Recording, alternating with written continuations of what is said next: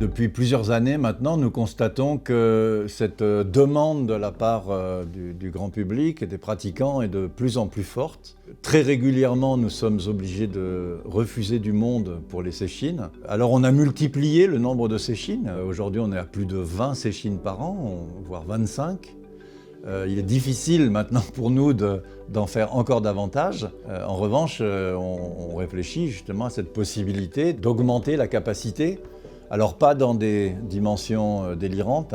Alors il y a 2 ans maintenant, nous avons lancé ce projet Ryumonji 2020 qui contient plusieurs projets, dont notamment l'agrandissement du réfectoire, la construction de ce nouveau bâtiment sur l'avant avec la nouvelle cuisine et bien sûr le projet principal qui est de construire un nouveau dojo. Le dojo devrait permettre à peu près à une centaine de personnes de pratiquer dans des bonnes conditions. Et il y aura le shuryo. Le shuryo, c'est la salle d'études, la salle réservée normalement aux résidents du monastère, qu'ils soient moines, nonnes ou laïcs, et également qui comportera la salle de couture du kessa. Alors dans ce nouveau dojo, il y aura évidemment des sanitaires. On compte 6 toilettes et normalement 5 à 6 douches supplémentaires. L'ancien dojo, lui, sera transformé en dortoir ou en chambre individuelle. Très concrètement, tous les dons qui vont être faits vont être 100% réinvestis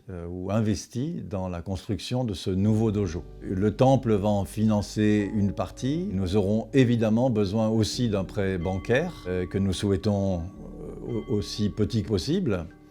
Et nous avons pour ça besoin d'un maximum de participation du grand public et de votre générosité. Chacun comprendra l'intérêt de l'apparition de ce genre de lieux, des endroits de paix, des endroits où on diffuse cette paix, où on l'intègre pour pouvoir mieux la diffuser quand on est de retour chez soi.